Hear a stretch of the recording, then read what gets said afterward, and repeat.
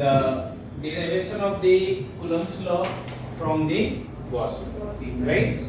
So what is the Coulomb's law? Let us recall the thing.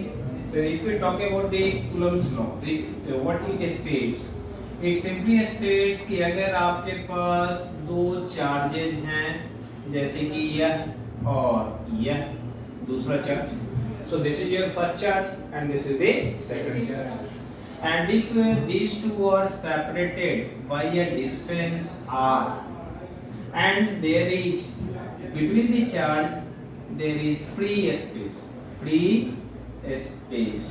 right? Free space भी कर देना जरूरी है, क्योंकि अगर जो एक्सप्रेशन लिखने जा रहे हैं, अगर चार्जेस के बीच में फ्री स्पेस यानी कि वैक्यूम के अलावा अगर कुछ और होगी तो एक्सप्रेशन में थोड़ा सा उसके हिसाब से मॉडिफिकेशन करना होगा, right? So for the free space the forces between these two charges, right, is given by the F is equals to 1 by 4 pi epsilon naught Q1 Q2 and divided by R square. So this much is the magnitude. This much is what? This much is the magnitude of the force. तो यहाँ से यहाँ तक की जो expression है बेटा ये क्या दे रहा है? Magnitude of the force. चाहे वो फोर्स इस चार्ज की वजह से इस पे लग रही हो या ये फोर्स इस चार्ज की वजह से इस पे लग रही हो, अगर ये दोनों की दोनों चार्जेस सिमिलर हैं तो फोर्सेज विल बी रिपल्सिव, मतलब इस पे जो फोर्स लग रही होगी इन दिस डायरेक्शन और इस पे जो फोर्स लग रही होगी इन दिस डायरेक्शन, राइट? और यही if the charges are dissimilar then दोनों पे ही जो फोर्सेज लगेंगी एक दूसरे की तरफ, यानी कि अट्रैक्टिव जिसे आप कहते हैं, तो ये दोनों पे जो भी फोर्स लग रहा होगा whether it is attractive or whether it is the repulsive, the magnitude of the force is given by this expression. For the direction we just multiply it with the unit vector, so this is let us say the r cap. If we are going to say this vector as the distance between the two charges, जो आपने यह जो distance ये जो line दिखाया है, तो अगर इसे आप एक वेक्टर के रूप में लिख रहे हैं और इस वेक्टर को अगर आप r कह रहे हैं तो इसी वेक्टर के अलोंग एक यूनिट वेक्टर को आप क्या कहिएगा? r का। तो ये बेटा आपका क्या है? Coulomb's law. So this is what? This is the Coulomb's law. अब ये जो Coulomb's law in the starting we have already studied, इसी को हम लोग by making use of the Gauss law we are going to derive, right? So further अगर याद कीजिए तो जब हम लोग इलेक्ट्रिक फील्ड पढ़ रहे थे तो फॉर पॉइंट चार्ज, राइट, तो फॉर पॉइंट चार्ज के केस में what we have already seen कि फॉर पॉइंट चार्ज के बारे में हम लोगों ने क्या देखा कि electric field due to point charge has spherical symmetry. अब इस लॉजिक का यहाँ इस्तेमाल करेंगे। तो electric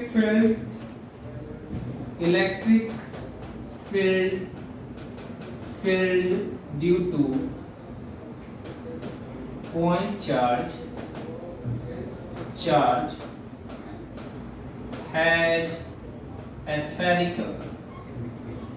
spherical symmetry.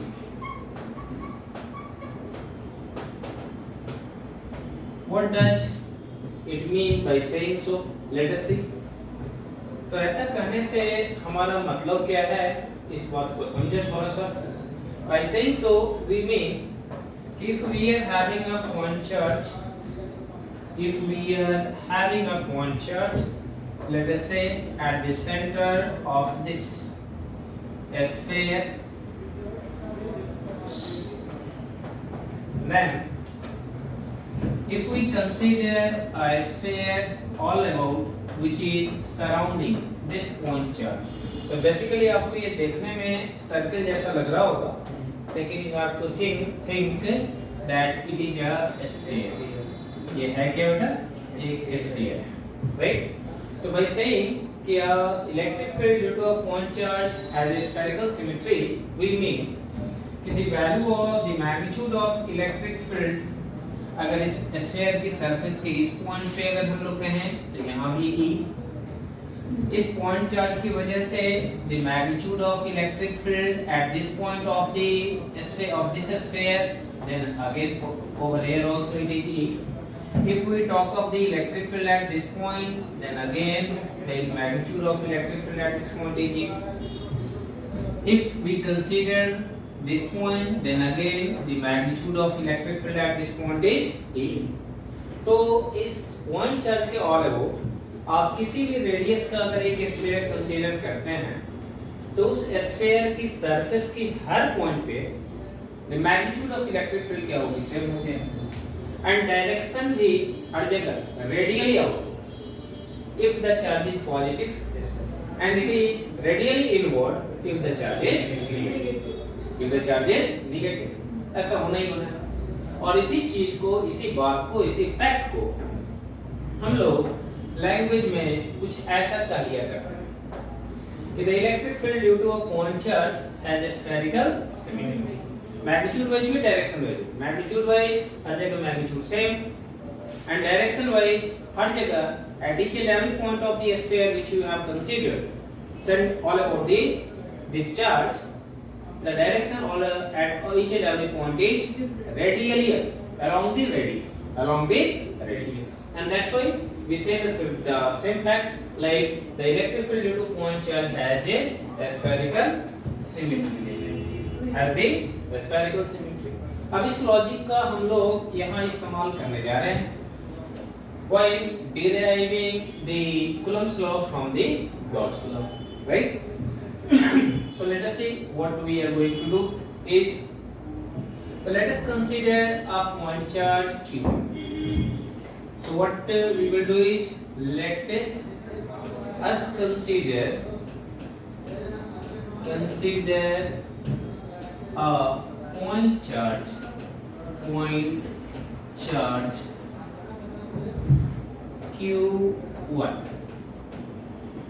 Let us consider a point charge Q1. हम लोगों ने एक point charge Q1 consider किया। तो let us say कि वो चार्ज कहाँ पे है भाई, उसे हम लोग डायग्राम में दिखाते हैं कि let us see the charge is located somewhere over here. तो this is the charge Q1, right? क्या बोले? वो भी Q1 ना, वो भी Q1 है। हाँ सही है, हाँ सही। मैंने यहाँ क्या लिखा? Let us consider a point charge Q1. अच्छा। इसलिए Q1 लिखा। तो आपको प्रॉब्लम किस बात का? अननेसेसरी कुछ लोगों को ऐसे ही प्रॉब्लम होते रहते हैं, नहीं? चलिए, तो देखिए बेटा, यहाँ पे एक चार्ज हम लोगों ने क्या किया? Q1 कंसीडर किया, राइट?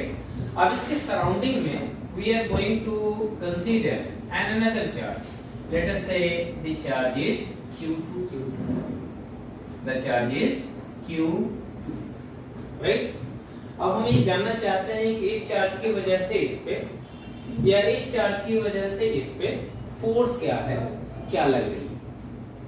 हम लोग एक्सप्रेशन को कुछ ऐसा लेके बढ़े कि मैग्नीट्यूड और डायरेक्शन दोनों को लिख दें, राइट? तो हम लोग क्या करेंगे क्या कि जहां पे ये चार्ज Q2 है ना, ठीक वहां से गुजरता हुआ एक गॉसियन सरफेस कंसीडर करें, राइट ना? Just what I am going to do like that, right?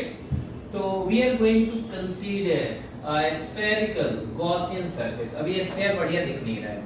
एक काम करते हैं, पहले स्फीयर को ही ड्रॉ कर लेते हैं और उसके हिसाब से बाकी चीजों को ड्रॉ कर लेते हैं, राइट?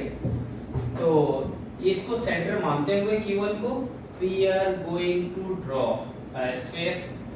अब ये स्फीयर जैसा आपको दिख रहा है, सो बोलिए। अब ये स्फीयर गॉसियन सरफेस जो है बेटा, ये क्या होता है? Imaginary surface. ऐसा कोई एक्चुअली सरफेस एग्जिस्ट करता नहीं। इसी चीज को डायग्रामेटिकली कन्वे करने के लिए हमने इस स्फीयर को क्या कर दिया? डॉटेड कर दिया। क्या कर दिया? राइट? ऐसा नहीं सोचिएगा कि अभी ओपन सरफेस हो गया, नहीं। इसी बात को कन्वे करने के लिए हमने इसको क्या कर दिया? डॉटेड कर दिया, राइट? तो हमने ऐसा एक गॉसियन सरफेस कंसीडर किया। So this is our spherical Gaussian surface. This is our spherical Gaussian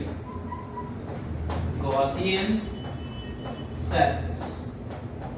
अब ये Gaussian surface हमने कैसा कंसीडर किया कि Gaussian surface जो भी है हम लोगों ने कंसीडर किया तो इसके सेंटर पे आपकी चार्ज Q1 है जो कि आपने यहाँ कंसीडर किया है कि व्हाट आई हैव रिटन कि consider a charge point charge जो कि Q1 है. तो eight the centre of this Gaussian surface हमने एक चार्ज Q1 कंसीडर किया. दूसरा जो charge would let us say the second charge is lying over here. The second charge is lying Q2 over here. So this is the second charge and the charge is let us say Q2, right? हम ये जानना चाहते हैं कि Q1 Q2 पे कितना force लगाना है, इलेक्ट्रोस्टैटिक फोर्स. सो जहाँ पे Q2 है ठीक वहीं से गुजरता हुआ मैंने एक स्फेरिकल Gaussian surface कंसीडर कर लिया. अब इस Gaussian surface जो कि स्फेरिकल है इसकी कुछ न कुछ रेडियस होगी.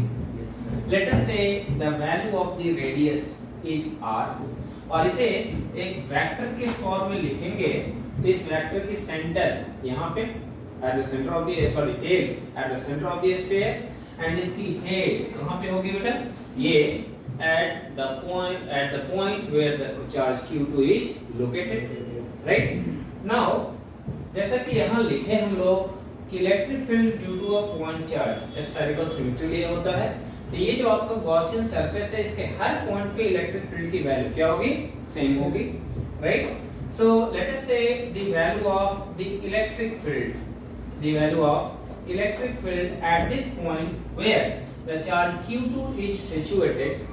Let us say the value of electric field is capital, right? क्योंकि ये वेक्टर है, that's why I have put arrow mark over it, right? Further, ये direction of electric field due to this point charge क्या होता है बेटा? Radially outward. So this is the radius passing through the Q2. So direction of the electric field E at this point where charge Q2 is located will be along the radius in outward direction. यही अगर charge negative होता तो आप कहते radially inward direction, right? Further if we consider infinitely small area vector, so अगर हम लोग एक एरिया वेक्टर यहाँ कंसीडर करेंगे तो the direction of the area vector will be again ds along the radius. क्योंकि सरफेस आपकी क्लोज्ड है, राइट? सो ऐसी सिचुएशन में एरिया वेक्टर की क्या रिस्ट्रिक्शन होती है कि area vector have to be perpendicular to the surface and in case the surface is closed the area vector is in perpendicular outward direction. ऐसे आप एरिया वेक्टर इधर की ओर भी ले सकते हैं, वो भी परपेंडिकुलर होता लेकिन वो इनवर्ड हो जाता है. फॉर दिस क्लोज सरफेस ऐसा हम लोग को नहीं करना है, right? Further, if we talk of the angle between the electric field and the area vector at the point where charge Q2 is placed, then the angle will be how much? The angle will be 0. The angle will be 0, right? The same thing is true for each and every point on this Gaussian surface. Why? For example उसको आप draw नहीं करेंगे, बस एक point के लिए ही draw करेंगे diagram में, बाकी के लिए हम ऐसे ही एक और पॉइंट के लिए on the sir Gaussian surface दिखा रहे हैं कि मान लो बेटा अगर यहाँ पर इसको हम रब कर देंगे, आप ड्रॉ नहीं करेंगे, राइट? तो मान लीजिए बेटा आप यहाँ पे अगर चार्ज Q2 को अगर यहाँ पे अगर आप कंसीडर करते लेट अस से फॉर टाइम बीइंग अगर चार्ज Q2 यहाँ पे होता अगर तो गॉसियन सरफेस ठीक वहां से गुजरता हुआ कंसीडर कर रहे होते हैं. क्योंकि ये पॉइंट चार्ज है, पॉइंट चार्ज के कारण all about the electric field क्या होता है स्फेरिकल सिमेट्री होता है. तो चूंकि आपने यहाँ पे इलेक्ट्रिक फील्ड E कहा है capital E, so here also the value of the electric field will be how much capital E. Now if we consider a radius vector then the radius vector would be something like this. So this you would be calling as a radius vector. Now, if we consider infinitesimally small area on this Gaussian surface, then the direction of the area vector would be radially outward. Direction of this electric field, the electric field की भी direction क्या हो जाएगी? Radially outward. And again you would be saying that the theta means the angle between ds and e is 0, and this is true for each and every point as long as you are considering on this spherical Gaussian surface. ये हर point के लिए ये relation होना ही होना है, right? कि electric field की value whether you think over here, whether you think over here, at each and every point the value of the electric field will be same, and the relation between electric field and area vector at each and every point will be along the same direction. So at each and every point the theta between the E and ds will be 0, right? So now अगर हम लोग further इसको रब कर लें, इसकी जरूरत नहीं, आप एक सिचुएशन के लिए बस डायग्राम में दिखाते हैं।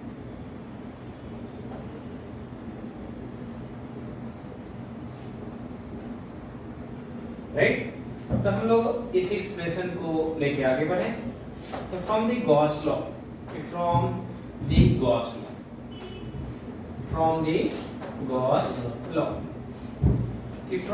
Law, Gauss law, what does it states? The Gauss law states that surface integral of electric field, या इसको आप सिंपल थोड़ा और बेसिक तरीके से चले, राइट ना? इसी को हम लोग थोड़ी और बेसिक तरीके से चले, इस एक्सप्रेशन को बाद में लिख लेंगे। तो फ्रॉम द कट करो कि फ्रॉम द गॉस लॉ,